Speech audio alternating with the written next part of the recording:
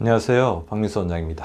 항상 구독해 주시고 좋아요를 눌러주셔서 진심으로 감사드립니다. 이제 봄철이 오고 있습니다. 완연한 봄입니다. 한절기라고 그러죠. 코로나가 좀 극성을 부리면서 이 질환이 좀 잠시 줄어드는가 했더니 아니나 다를까 미세먼지가 좀 심해지고 최근에 꽃가루가 늘어나면서 이 질환이 굉장히 늘어나고 있습니다. 눈도 가렵고 콧물이 줄줄줄 흐르고 코도 막히고 계속해서 재채기를 하면서 온몸이 가려운 증상까지 있다 보니까 삶의 질이 굉장히 떨어지고, 그러다 보니까 병원에 가서 계속 약을 먹는데 알레르기 비염약이 굉장히 졸리잖아요. 진퇴양난에. 그래서 알레르기가 계속 먹게 되는데 약을 먹어도 잘 호전이 안 됩니다. 약을 먹으면 그때는 이제 조절이 되지만 또 시간이 지나면 또 악화되고 알레르기 비염의 악순환. 그래서 어떻게 벗어날까 고민하시는 분들이 굉장히 늘어나고 있습니다. 저는 약간 이 부분에 대해서 바라보는 시각, 각도를 조금 달리하면서 치료를 하면 어떨까, 그런 생각을 하면서 오늘 말씀을 좀 드리려고 합니다. 주제는 한적이 심해지는 알레르기 비염의 고통을 줄이려면 이곳을 보수하다. 과연 이곳이 어딜까요? 우리 구독자분들은 대강 눈치를 채셨을 것 같은데요.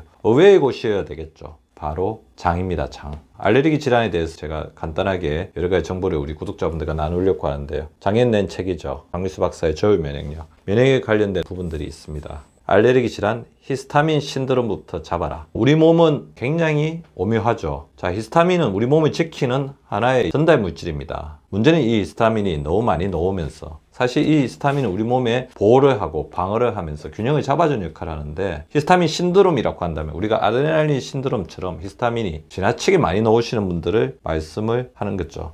그래서 히스타민 자체가 과도하게 분비되면서 혈관을 확장하고 내장 근육을 급격히 수축시키고 알레르기 질환을 일으키게 됩니다. 그래서 이런 히스타민은 복잡하면서도 다양한 신체 활동을 초래하죠. 어떤 증상은 질병 수준에 해당하는 것도 있습니다. 히스타민이 지나치게 많이 넣었을 때 생기는 게 아나필락시스, 우리 몸의 응급상황이라고 할 수 있죠. 알레르기 증상이 굉장히 심하게 나타나는 겁니다. 알레르기 반응이 있게 되면 우리 몸에 있는 염증세포, 미네글로불린이나 IgE 이런 부분들이 작용을 하게 되고, 이때 만들어지는 다양한 염증 항원물질, 사실은 우리 몸을 바이러스나 외부의 항원으로부터 지키기 위해서 만들어내는 염증 인자인데, 이것이 또 과도하게 많이 분비되면, 중용을 지켜야 되는데 과도하게 많이 분비되다 보면 아나필락시스가 생깁니다. 그래서 급성호흡곤란, 혈압감소, 의식소실 등 쇼크 증세와 같은 심각한 전신 반응이 일어나는 것입니다. 근데 문제는 이 히스타민 증상 관련해서 우리 환자들이 취하는 가장 문제적인 행동은 몸에서 히스타민이 과도하게 분비되는 것을 그대로 내버려 두는 것입니다.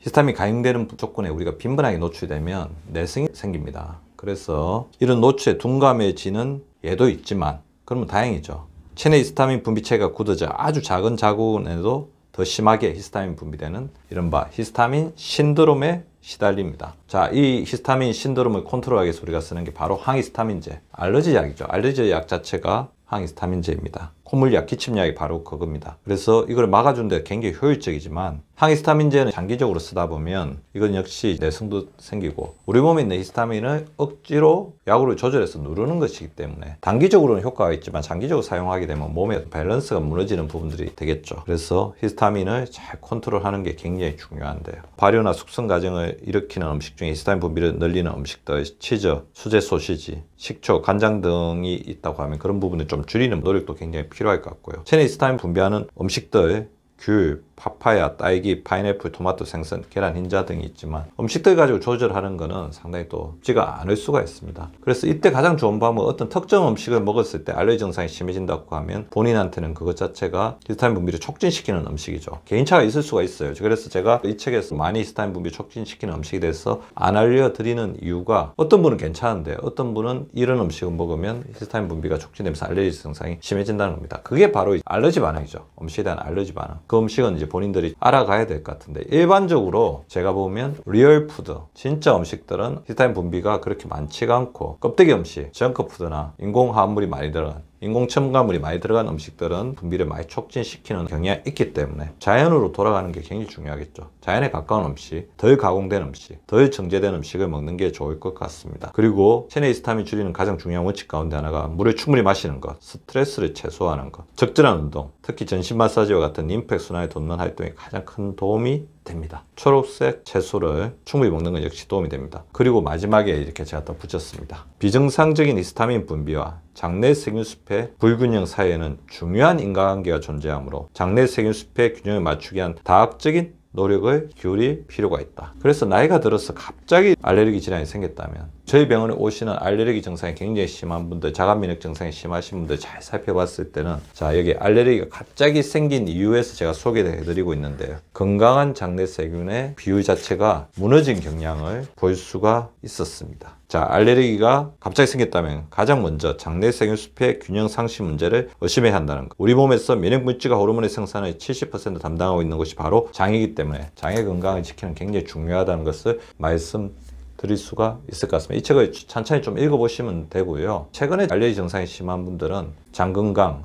균형 맞춘 데 노력을 많이 하고 있습니다. 특히 장점막, 장의 점막의 균형을 맞추기 위해서 노력을 많이 하는데요. 오늘 간단하게 파워포인트를 통해서 소개를 좀 시켜드리겠습니다. 장누수 증후군의 원인, 자, 과도한 당 섭취, 진통소염제 섭취, 장점막이 다 약해지는 겁니다. 알코올 섭취, 영양소 결핍, 비타민 A, D, 아연, 그다음 여러 가지 염증, 장내 세균총의 파괴, 다양한 원인들이 있겠죠. 스트레스도 굉장히 크게 작용합니다. 곰팡이균의 정식, 면역력이 떨어졌을 때 기회감염이 되는 거죠. 수분 섭취 부족, 자, 여기 있는 원인들을 제거해주는 게 굉장히 필요하겠죠. 항생제나 진통소염제를 과도하게 섭취해서 갑자기 장내세균 숲의 균형이 확 무너지신 분들도 굉장히 많습니다. 따라서 그때부터는 경각심을 가지고 조절을 해야 된다는 거죠. 근데 문제는 뭐냐면 장누 증후군이 있을 때 비타민 D, 셀레늄, 마그네슘, 아연, 비타민 B, 오메가3와 같은 영양소가 부족해집니다. 이런 영양소의 부족 상태가 되면 이 영양소들이 어떻게 보면 우리 몸의 면역력을 균형을 잡는 데 굉장히 중요하거든요. 장에 염증이 생기면 면역에 혼란이 오는데 또 장누수 증후군을 통해서 이런 영양소들이 흡수되지 못하고 빠져나가면 흡수를 하지 못하고 우리 대변으로 다 배출돼 버리면 면역의 균형을 잡아주는 역할 자체가 더 떨어지기 때문에 더 문제가 됩니다. 디펜스 호르몬인 비타민 D부터 해서 우리 몸의 균형을 잡아주는 마그네슘, 아연 부족해지는 거죠. 그래서 제가 항상 그랬죠. 아, 장누 증후군에 있을 때는 장점막을 복구를 시키고 그리고 장점막을 도와주는 가장 중요한 역할을 하는 장내세균총을 제거는 해주고 음식물이 들어와서 장점막에 손상을 주지 않도록 소화를 잘 시키는 것들이 필요하다. 그래서 사골국, 곰탕, 장점막을 복구시키는 재료 쓰이죠. 유산균, 장내세균숲, 효소음식. 효소음식 자체가 우리 음식이 장점막에 부담을 주는 것을 막아주는 역할을 하죠. 특효 3가지 음식을 말씀드립니다. 그래서 장벽을 복구를 시켜야 됩니다.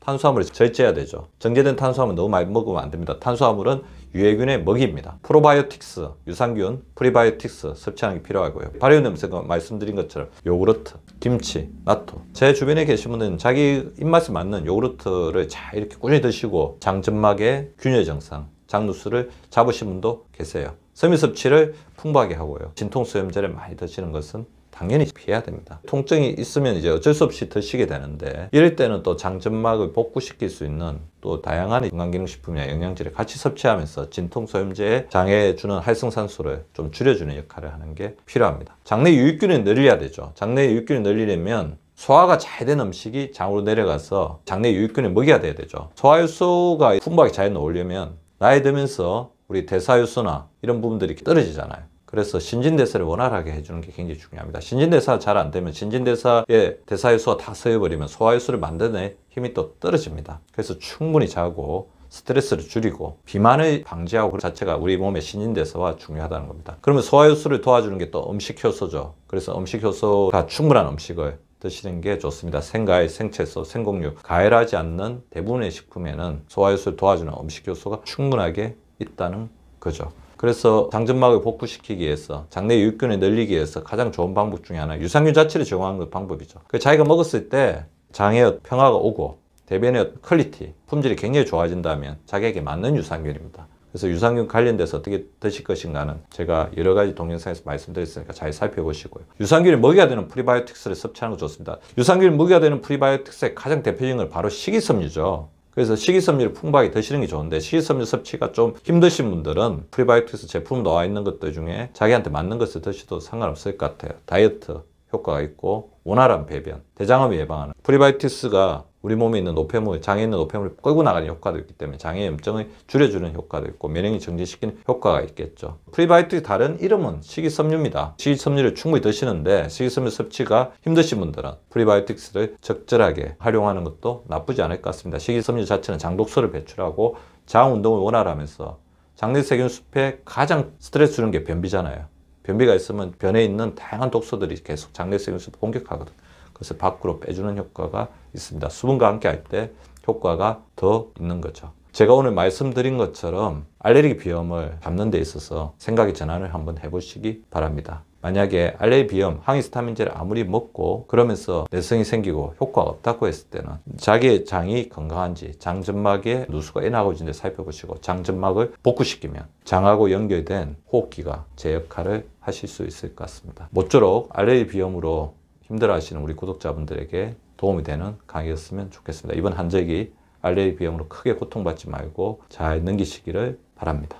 구독과 좋아요는 박미수 박사 TV를 지속시키는 생명력입니다. 많이 구독해 주시고 좋아요를 눌러 주시기 바랍니다. 항상 감사드립니다.